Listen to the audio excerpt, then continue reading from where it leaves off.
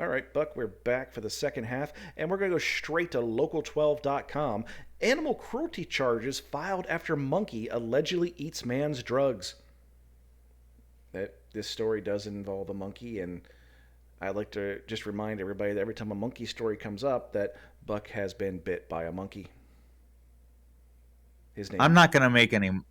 his name was I'm not gonna Joey. make any monkey puns. His name was Oh Joey. yes, I was. I was actually actually bit by a fucking monkey Yeah. whose name was Joey. Yes. In a prison. Yep. At a prison. Same monkey also humped my ex-wife's head. Yeah, monkey wasn't all bad. This is Eh. being reported out of Cincinnati. A man is facing animal cruelty charges after police say his pet got into his drugs. We're not talking about a cat or a dog, though. The charges stem from a pet Cachupan monkey. Adam Cordeas, 34, is facing charges of prohibited relations to companion animals. Oh, I'm sorry. I read that completely wrong.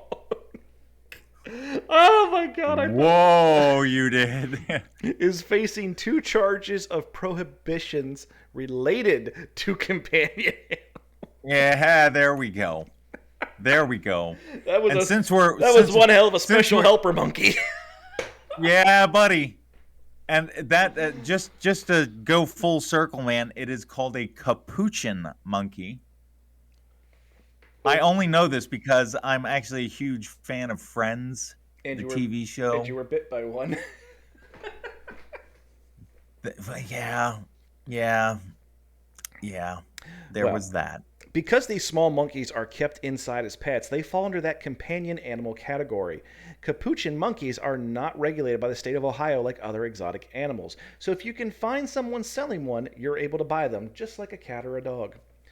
The court documents show Hamilton drug dog warden found Cordeas had given or allowed his monkey to ingest amphetamines. There's no word on the condition of the monkey, and WKRC doesn't have any more details on what happened other than the dog warden's report. Previously, Cordeas was found incompetent to stand trial on a deadly crash in 2017 in which he was the driver and lost control and killed his friend. Teresa Bullock, who runs the Misfitland Monkey Rescue, says she hopes Cordeas is not allowed to have any more monkeys.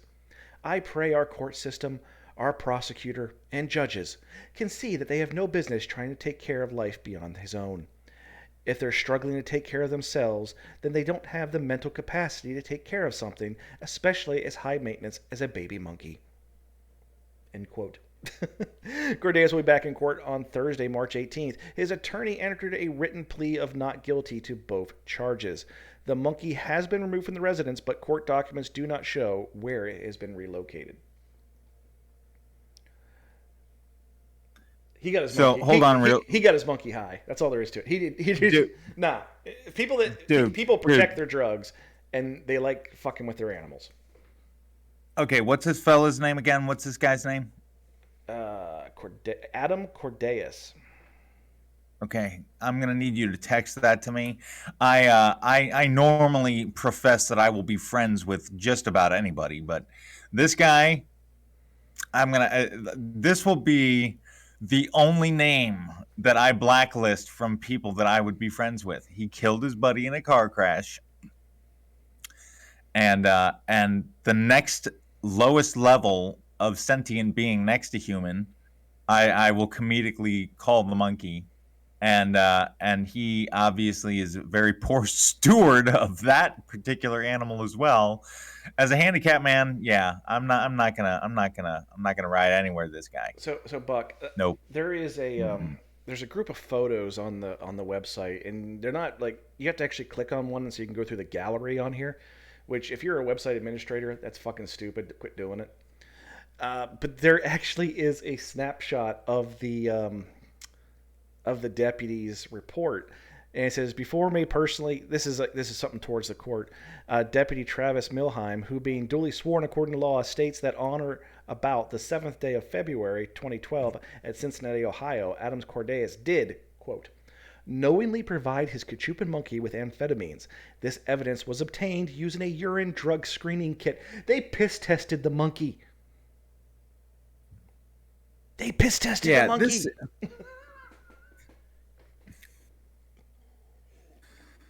I mean, how do you piss test a monkey? Do you give him a cup and tell him what to do? All right. So I'm very, very, very reluctant to give this man a 5, but I'm going to. And it's strictly stemming from the fact that you can't do that shit to an animal. You cannot do that. They do not understand. It is cruel. It is cruel on so many levels to do that to an animal. You cannot do that. You cannot do that. However, I'm reluctant to give him that 5, although I'm going to stick with it simply because of the fact that earlier in the article it mentioned that he was unfit to stand trial. Like, was that due to a medical reason? Because I've never heard of them. Like, I've heard of them delaying a trial because of somebody's medical condition, but not outright just saying you can't do it.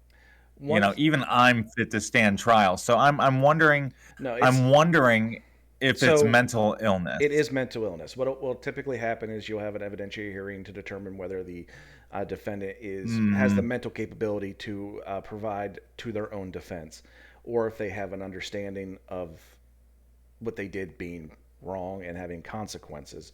Uh, so, like, there in this particular town that I live in, we have an individual who the police have to go to the house probably about twice a week.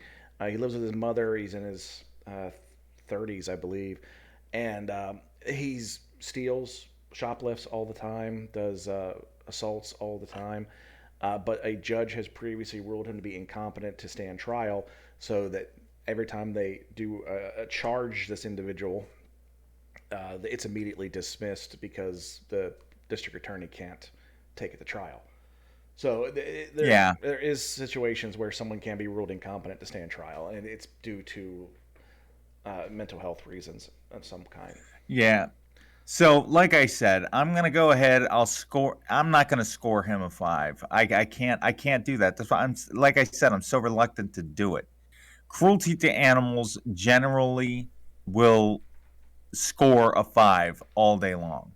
But in his particular case, I just, he's obviously like, there's just, the cheese has slipped off this man's cracker. So Like, he probably thought he was just having a good time with the monkey, like gonna just fuck around with the monkey.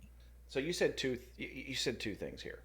Uh, the over encompassing statement that you want to give them a 5 and why. I'm not going to disagree with you. We can give them a high score, but you did make one inaccurate statement in there. You said that the animals don't know better; they don't know what they're doing. There are two animals in the world that I know of that get high on purpose, and those are monkeys and dolphins. Monkeys will they get drunk, they look for fermented fruit, they love it. Just look up drunk monkeys on YouTube, you'll find it like crazy. um, I absolutely do believe he gave it to him on purpose. I've known people that got chickens drunk. I know people that blow marijuana into dogs and cats' faces, which incidentally, marijuana can kill a dog, so stop it. uh, but no, your score's fine. I can't argue with you on it. Right. So, all right. As sad as that was, hopefully we can end on a high note here, man. This next one's coming from the UK, from the Metro UK. Drug user rang police to ask them to check the authenticity of his meth. Oh, Hmm. yes. Ah. I believe this actually happened in the States, but it's being reported in the UK. When one of our citizens does something so stupid, they report about it on another continent. I mean, it's pretty good vetting, in my opinion. I, that's pretty strong, man. That This guy definitely made some headlines. But Well, anyhow, tell us more about this idiot. Thomas Eugene Colucci, 41, called the Hernando County Sheriff's Office to go to his home in Spring Hill, Florida, because, yep, Florida, and told arriving deputies that he had purchased meth from a man at the local bar.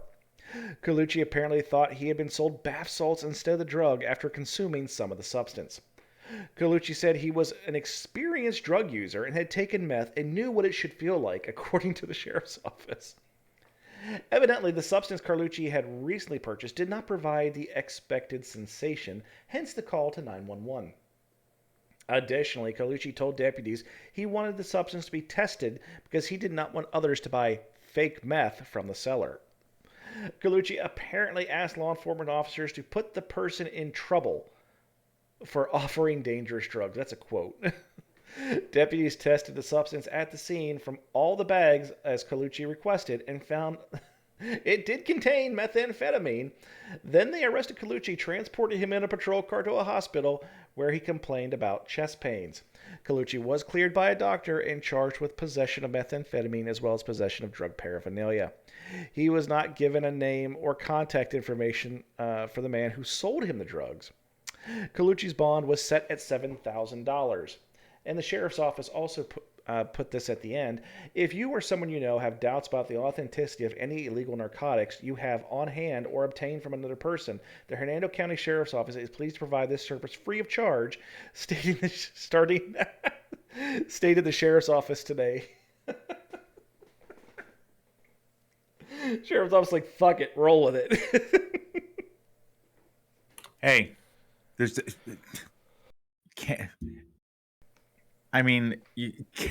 you cannot leave low-hanging fruit.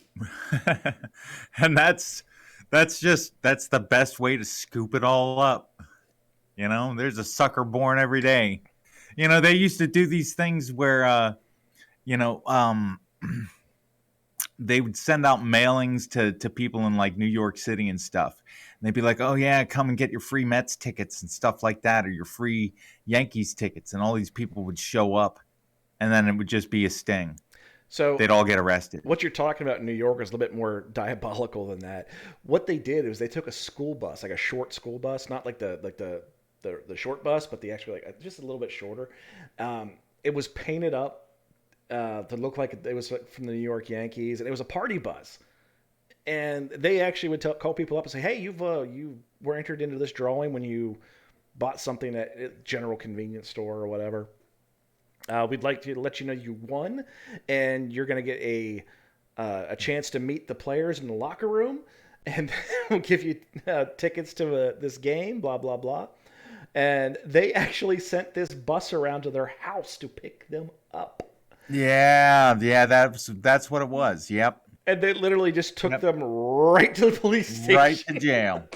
Like that's what this really reminds me of almost. Well, funny or at least what the sheriff's office is offering. Like that's what that reminds me of. Oddly enough, we actually have a friend who is a state law enforcement official and has done this. Yes, we do. Has done this one time with a cell phone store in a mall. He actually convinced them to let him tell people they had won the brand new iPhone, get it before you can buy it or whatever.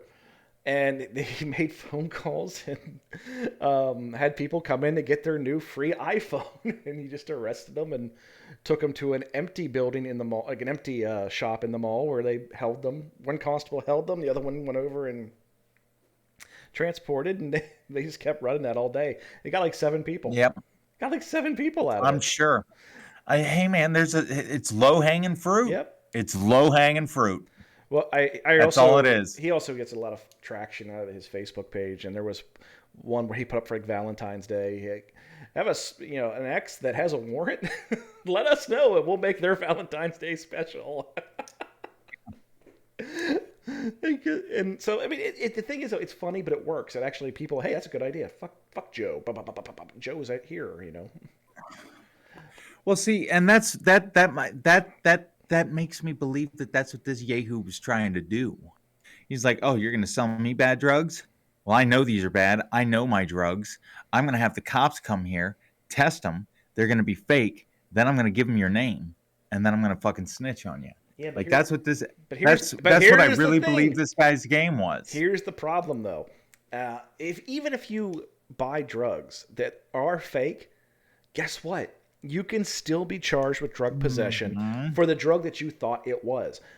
Honest to God, This has come up because of sting operations where the police departments have undercover officers selling drugs.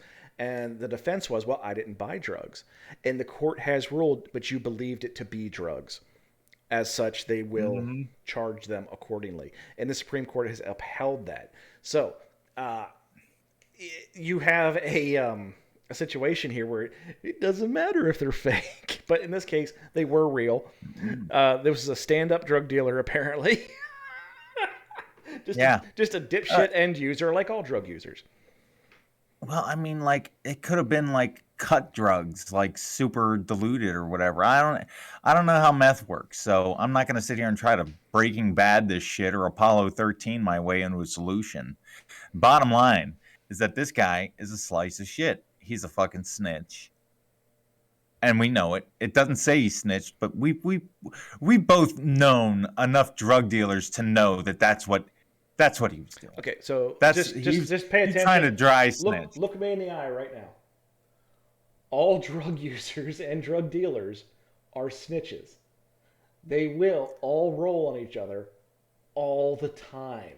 I have never once seen one of them go down for somebody else. Not once. All I know, man, is that this dude, again, slice of shit, man, right off the, like, he's like the heel of the turd kind of slice of shit. Like, that's where this guy is. I'm like, I normally wouldn't give somebody with such a petty offense a 4, but this guy, like, this is one of those people that just needs to be locked up for a while. He needs to be on timeout. He gets a 4 from me. I'm kind of stuck at a 3, but you stick to your guns, man.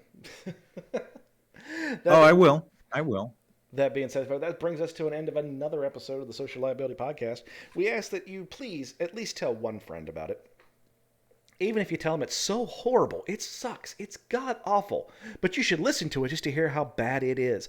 Doesn't matter. As long as they're listening to it, that's all we care about. Because quite frankly, we need more listeners. We need people like you that are listening to this episode right now because you've made it this far. So obviously, you either can't find the button to skip us to the next podcast, or you're actually enjoying what we're saying. Tell a friend. The only thing we ever ask that you pay is attention. I am the Raz Grease Mhm. with my co-host the Buck, wishing you all a happy and safe week.